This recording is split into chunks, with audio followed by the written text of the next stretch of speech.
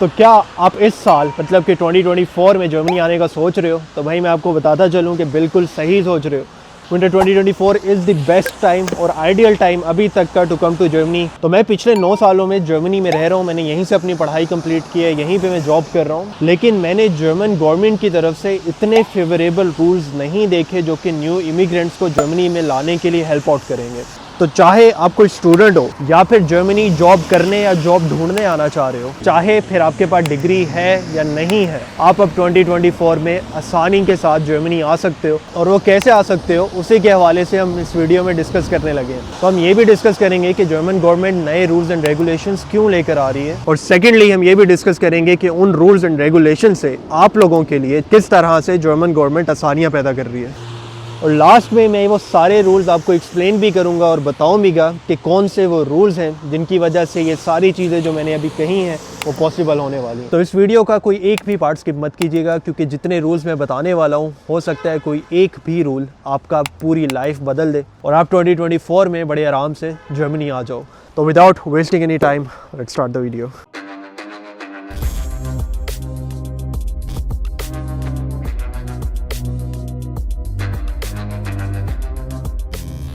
तो इन रूल्स को डिटेल में डिस्कस करने से पहले हमारा ये जानना भी जरूरी है कि why Germany is changing its immigration policies. आप में से अगर कोई भी जर्मनी की न्यूज़ को पहले से फॉलो कर रहा है तो काफ़ी अरसे से आप लोग सुन रहे होंगे। तो जर्मन फेस कर रहा है लेबर शॉर्टेज, यानी कि यहाँ पर काम ज़्यादा है लेकिन काम करने के लिए लोग कम है। तो जब एक मुल्क के पास काम ज़्यादा हो लेकिन उसको करने वाले लोग कम हो तो ऑब्वियसली वो मुल्क ऐसे रूल सेट करेगा जिसकी वजह से वो बाहर की दुनिया से लोगों को अपने पास बुलाने के लिए अट्रैक्ट करे। और क्या आपको पता है कि जर्मनी अगर ऐसा ना करे तो इसका इफेक्ट क्या आएगा? तो ब्लूमबर्ग की एक रिपोर्ट के मुताबिक अगले 10 सालों में जर्मनी 3 मिलियन वर्कर्स की शॉर्टेज को फेस करेगा, यानी कि 7% डिक्रीज फेस करेगा और उसकी लेबर वर्कफोर्स 7% श्रिंक हो जाएगी। और ऐसा नहीं है कि जर्मन गवर्नमेंट को ये बात नहीं पता, दे नो कि अगर वो ऐसी पॉलिसीज नहीं बनाते तो ऑब्वियसली उन्हें फिर लेबर शॉर्टेज अभी तो जो फेस कर रहे हैं अगले आने वाले टाइम पे और ज़्यादा करनी पड़ेगी।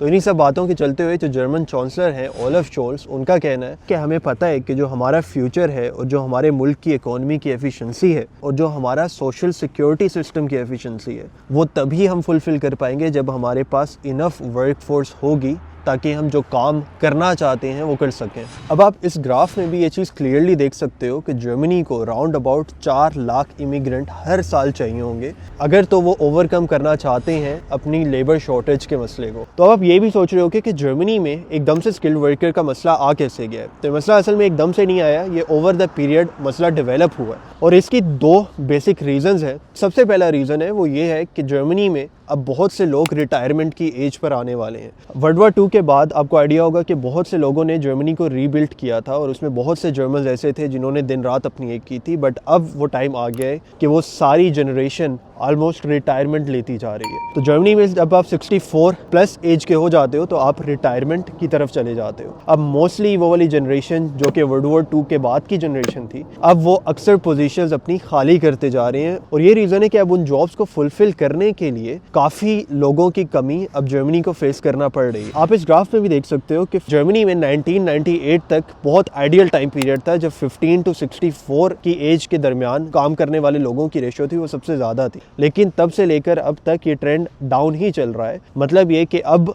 जर्मनी के पास कम लोग हैं जो कि वर्किंग ब्रैकेट में है, मतलब कि 15 to 64 ईयर एज की ब्रैकेट में आते हैं। और ये ट्रेंड अगर अगले 10 साल ऐसे ही चलता रहा तब ऑब्वियसली जर्मनी के पास जो वर्कफोर्स है जो कि 15 to 64 ईयर की एज कंसीडर की जाती है वो बहुत कम रह जाएगी। तो अब हमें ये चीज़ तो समझ आ गई है कि ऑब्वियसली जर्मन गवर्नमेंट को कुछ ना कुछ तो करना पड़ेगा। और जर्मन गवर्नमेंट अब क्या कर रही है कि what are the main changes to German immigration policies. तो सबसे पहला स्टेप तो जर्मन गवर्नमेंट ये ले रही है कि वो जर्मनी आने का रास्ता आसान कर रहे हैं उन लोगों के लिए जिनके पास प्रोफेशनल वर्क एक्सपीरियंस है rather than the universities degree. तो पहले ये होता था कि जो भी जर्मनी जा रहा होता था तो जर्मनी बहुत बड़ा मेजर अपना फोकस रखती थी कि उन्होंने अपनी डिग्री कौन सी की हुई है, लेकिन अब ये चीज़ कम करके वो ज़्यादा प्रेफरेंस उस चीज़ को देंगे कि आपका प्रोफेशनल वर्क एक्सपीरियंस किन चीज़ों में है और उन चीज़ों की जर्मनी में ज़रूरत है कि नहीं। और सेकेंडली जो एक बहुत अच्छी चीज़ होने जा रही है वो ये कि अब जो प्रोफेशनल वर्क एक्सपीरियंस आपने अपने मुल्क में लिया है उस प्रोफेशनल वर्क एक्सपीरियंस को भी वेटेज दी जाएगी और बड़ी अच्छी वेटेज दी जाएगी। पहले ये होता था कि जो भी प्रोफेशनल आपका वर्क एक्सपीरियंस होता था बैक होम वो बिल्कुल नल एंड वॉइड हो जाता था। जर्मनी आके आपको दोबारा से नई कंपनीज़ में, जर्मन कंपनीज़ में अपना वर्क एक्सपीरियंस लेना पड़ता था, तभी जाकर आगे से आपकी जॉब चांसेस बढ़ते थे, अच्छी जॉब्स की हैं, अच्छा प्रोफेशनल वर्क एक्सपीरियंस है, तब उसको भी काफ़ी हद तक अब कंसिडर किया जाने लगा है।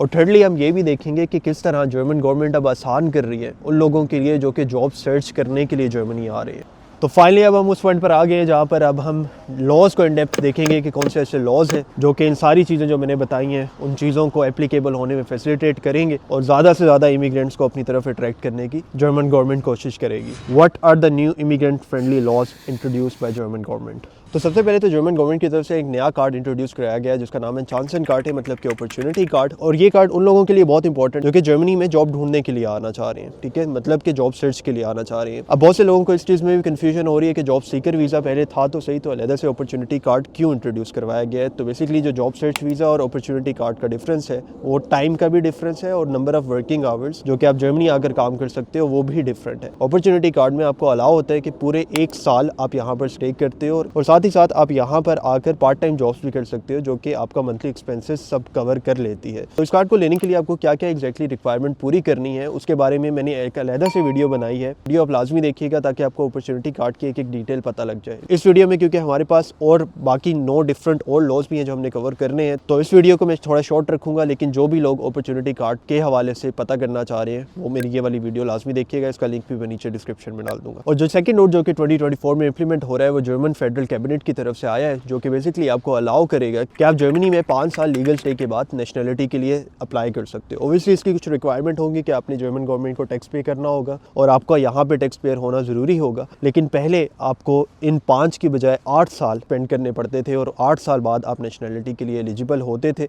बट ये टाइम अब रिड्यूस करके 5 साल कर दिया गया है जो कि बहुत ही बड़ा एडवांटेज है। और नंबर 3 पे हम बात करेंगे कि जर्मन फेडरल कैबिनेट की तरफ से एक और अच्छी चीज़ जो कि इंप्लीमेंट हो रही है इसी साल 2024 में, वो ये कि आपको ड्यूअल नेशनलिटी रखना भी अब अलाउ किया जा रहा है। पहले ये होता था कि आपको अपनी नेशनलिटी, अगर आपने जर्मन नेशनलिटी लेनी थी तो अपने वतन की नेशनलिटी, अपने मुल्क की नेशनलिटी आपको ख़त्म करनी, तो अब आप सबके पास ये ऑप्शन भी है कि आप जर्मनी की नेशनलिटी के साथ साथ अपने मुल्क की नेशनलिटी भी रख सकते हो। नंबर 4 जो कि मेरा फेवरेट रूल है वो है ब्लू कार्ड की सैलरी थ्रेशोल्ड के मामले में, और ये ब्लू कार्ड की सैलरी को अब डिक्रीज कर दिया गया है। अगर आपको ब्लू कार्ड के एडवांटेजेस का आइडिया हो तो वाकई देखेंगे कि आपको ब्लू कार्ड की सैलरी कम होने में कितना बड़ा फ़ायदा है, क्योंकि ब्लू कार्ड अगर आपको मिल जाता है तो फर्दर में जाके आगे बताऊंगा कि किस तरह ये आपको PR लेने में भी हेल्प करेगा। तो आपके सैलरी थ्रेशोल्ड जो है बोथ स्टेम और नॉन स्टेम फील्ड के लिए चेंज कर दिए गए हैं। फर्स्ट आपका जो स्टेम फील्ड में ब्लू कार्ड अप्लाई करने के लिए जो आपको सैलरी चाहिए होती थी वो अराउंड 45,600 यूरो की इक्विवेलेंट होती थी, लेकिन अब वो स्टेम फील्ड की सैलरी डिक्रीज करके 39,600 यूरो कर दी गई है। और जो नॉन स्टेम की फील्ड की सैलरी थी वो आपको 48,400 यूरो दिखाने पड़ते थे to apply for a blue card, लेकिन अब यही सैलरी का थ्रेशोल्ड 43,800 यूरो कर दिया गया है। और खाली यही नहीं कि अब सिर्फ स्टेम के लोगों को ही ब्लू कार्ड जो है वो लेस सैलरी पे मिलेगा, बल्कि इसमें जो बॉटल नेक प्रोफेशंस आ जाते हैं उसमें भी अगर आपकी 39,000 यूरो की सैलरी होती तो आप ब्लू कार्ड के एलिजिबल हो जाते हो। अब वो बॉटल नेक प्रोफेशंस है क्या, वो सारे आपको स्क्रीन पर नजर आ रहे होंगे। ये वो सारे वो प्रोफेशंस हैं जिसमें अगर आपको किसी भी एक प्रोफेशन में जॉब आपको मिलती है और आपकी प्रोफेशनल क्वालिफिकेशन किसी ऐसे प्रोफेशन में है कि आपको यहाँ पर जॉब मिले,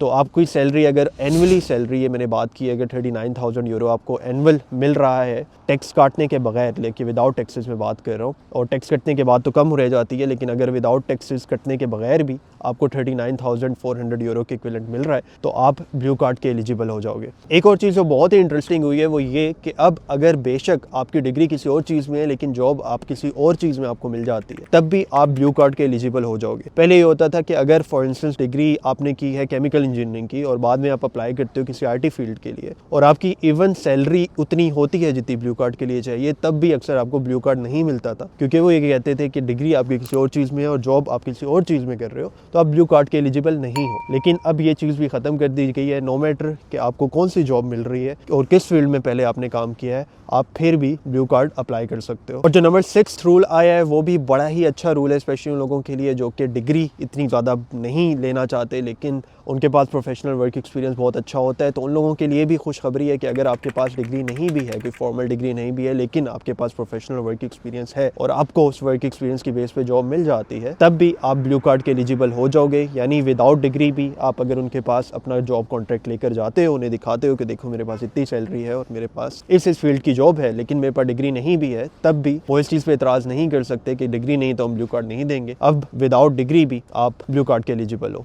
तो अब आपके जहन में ये भी सवाल आ रहा होगा कि आखिर ब्लू कार्ड के ऐसे क्या फ़ायदे हैं कि हम ब्लू कार्ड पे इतना फोकस कर रहे हैं और ब्लू कार्ड की एलिजिबिलिटी चेंज होने में या ब्लू कार्ड मिलने में हमें क्या मेजर फ़ायदे नज़र आएंगे। तो ब्लू कार्ड का सबसे बड़ा फ़ायदा तो उन लोगों को है, स्पेशली जो लोग शादीशुदा हैं और अपने स्पाउस को यहाँ पर बुलाना चाह रहे हैं या इवन अपने पेरेंट्स को बाद में जर्मनी स्पॉन्सर करना चाह रहे हैं। तो जब भी आपके पास ब्लू कार्ड होता है तो ऑटोमेटिकली पता होता है जब वीज़ा ऑफिसर्स होता है कि इनकी क्वालिफिकेशंस अबव होंगी एवरेज पर्सन की क्वालिफिकेशन के, और ब्लू कार्ड मिलना इस चीज़ की गारंटी कर देता है कि आप फाइनेंशियल इतने स्टेबल हो कि आप जिसको भी स्पॉन्सर कर रहे हो को आप यहाँ पर लाकर आराम से सपोर्ट कर सकते। तो ब्लू कार्ड में आपको बहुत आसानी हो जाती है अपने स्पाउस को जर्मनी बुलाने में या फिर अपने फैमिली मेम्बर्स को जर्मनी बुलाने में। और सेकेंडली ब्लू कार्ड का एक बहुत मेजर फ़ायदा ये भी है कि आप अपना जो PR का प्रोसेस है उसे स्पीड अप कर सकते हो। यूजुअली PR आपको मिलती है जबकि आप डिग्री कंप्लीट करने के 2 साल बाद यहाँ पर फुल टाइम काम करते हो, टैक्सेस देते हो, तो नॉर्मली आपको 2 साल लग जाते हैं। लेकिन अगर आपके पास ब्लू कार्ड है तो ये वाला जो टाइम पीरियड है 2 साल का, वो शॉर्ट होकर 18 महीने से 12 महीने तक का भी रह सकता है। और 12 महीने उस केस में अगर आपकी जर्मन लैंग्वेज बहुत अच्छी होती है, C1 C2 तक होती है, आपको जो PR है वो इवन 12 महीने तक भी मिल सकता है। लेकिन यूजुअली ब्लू कार्ड पे अगर आपके पास ब्लू कार्ड भी हो और जर्मन लैंग्वेज के लिए A2 B1 तक हो तो अक्सर आपको 18 मंथ्स के अंदर अंदर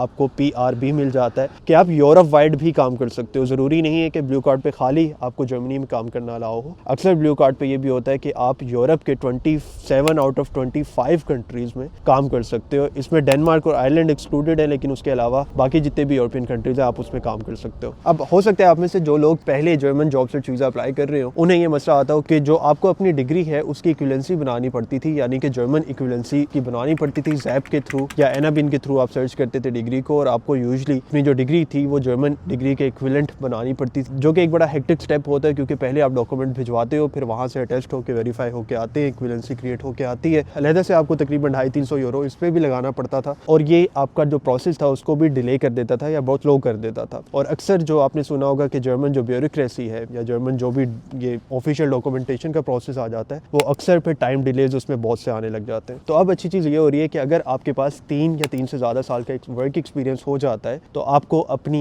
जो भी डिग्री है उसकी इक्विवेलेंसी करवाने की ज़रूरत नहीं पड़ेगी। Without applying for German equivalency certificate आप अपना जो प्रोसेस है वो स्मूथली या बहुत फास्टली कर सकते हो और अलहदा से आपको पैसे भी नहीं देने पड़ रहे इसके। अच्छा, नंबर 9 पे अब हम इस लॉ के बारे में बात करेंगे जो शायद जो लॉ हमारे लिए बहुत ज़्यादा वैल्यू रखता है और बहुत ज़्यादा लोग शायद इसी लॉ की वजह से जर्मनी बाद में छोड़ कर जाते हैं, इवन जर्मनी सेटल होने के बावजूद। शायद आपको आइडिया हो गया हो कि मैं किस लॉ की बात कर रहा हूँ, अगर नहीं तो मैं बता देता हूँ कि वो लॉ है अपने पेरेंट्स को लॉन्ग टर्म भी जर्मनी स्पॉन्सर कर पाएंगे। तो पहले ये होता था कि अगर आपने अपने पेरेंट्स को बुलाना होता था तो आप बुला तो सकते थे, लेकिन मोस्टली आपको विजिट वीज़ा अप्लाई करना पड़ता था और पेरेंट्स को 3 महीने का तो वो मिल जाता था, लेकिन अगर 3 महीने से ज़्यादा रहना पड़ता है तो वो पॉसिबिलिटी अनफॉर्चुनेटली नहीं थी। और यही रीज़न है कि मोस्टली लोग फिर प्रेफर करते थे कि जर्मनी यहाँ पर सेटल हो, नेशनलिटी वगैरह लें और यहाँ से चले जाएं, लाइक अगले कंट्री US कनाडा वगैरह शिफ्ट हो जाएं। लेकिन अब जर्मन गवर्नमेंट ने ये चीज़ रियलाइज़ कर ली है कि जो भी स्किल्ड वर्कर्स यहाँ पर हो जाते हैं, स्पेशली अगर उनकी अच्छी जॉब्स है, अच्छे टैक्सेस वो जनरेट कर रहे हैं, तो एक वो बहुत बड़ी रिसोर्स है जर्मनी के लिए और जर्मनी फिर ऐसे लोगों को जर्मनी ही रखना चाहता है। तो इसी वजह से अब ये लॉ भी इंट्रोड्यूस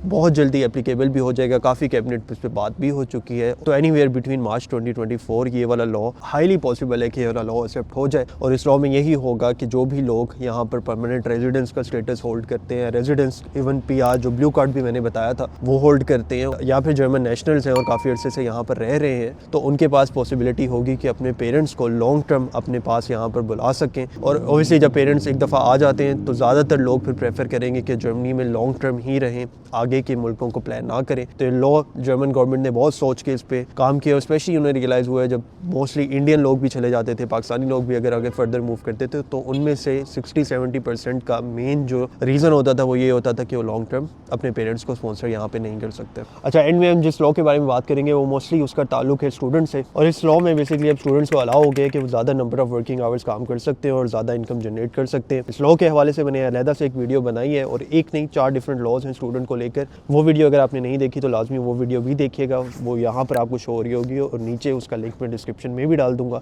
तो अगर आप एज ए स्टूडेंट भी जर्मनी आना चाह रहे हो तो आपके लिए भी काफ़ी खुशखबरी है। परेशान होने की जरूरत नहीं है कि खाली जॉब वाले लोगों के लिए कर रहे हैं या वर्कर्स के लिए कर रहे हैं, हमारे लिए कुछ नहीं हो रहा। तो आप लोगों के लिए भी जर्मन गवर्नमेंट ने नए जो लॉज हैं वो इंट्रोड्यूस किए हैं जो आपके भी फ़ायदेमंद होगी, तो लाजमी वो वाली वीडियो भी देखिएगा। तो ये वो 10 डिफरेंट लॉज थे जो कि मैं उम्मीद करता हूँ आपको पसंद आए होंगे। कोई ना कोई लॉ आपके 2024 में मुझे पूरी उम्मीद है कि बहुत ज़्यादा काम भी आने वाला है। अगर आपने ये वीडियो एंड तक देखी है तो मैं बहुत दिल से आपका शुक्रिया भी करना चाहूँगा और आपसे एक रिक्वेस्ट भी करना चाहूँगा कि प्लीज़ प्लीज़ प्लीज़ आप चैनल को सब्सक्राइब कर लें, वीडियो को भी लाइक कीजिएगा ताकि वीडियो की रीच बढ़े, बाकी लोगों तक भी पहुँचे, उन्हें भी फ़ायदा हो। और फ्यूचर में जो भी लॉज जर्मनी ला रहा है या जो भी लॉज यूरोप में नए आ रहे हैं उसके हवाले से मैं आपको अपडेट रखूँगा। लाजमी सब्सक्राइब कर लीजिएगा, बेल ऑन कर लीजिएगा ताकि कोई भी वीडियो इससे रेलिवेंट आपकी मिस ना हो और कोई ऐसा लॉ आप मिस ना कर दें जो कि आपके फ़ायदे के लिए भी हो सकता है। और यकीनन ऐसे लॉज अब बनते जा रहे हैं जो कि मोस्टली जो थर्ड वर्ल्ड कंट्रीज से लोग हैं उनके लिए बहुत फ़ायदेमंद होते जा रहे हैं। तो do comment below as well कि आपको वीडियो कैसी लगी और किन और टॉपिक्स के बारे में आप जानना चाह रहे हो ताकि उन टॉपिक्स को भी मैं कवर करूँ। और इंशाल्लाह फिर नेक्स्ट वीडियो में आपसे मुलाकात भी होती है। दुआ में याद रखिएगा, अपना ख्याल रखिएगा। तब तक के लिए अल्लाह हाफ़िज़।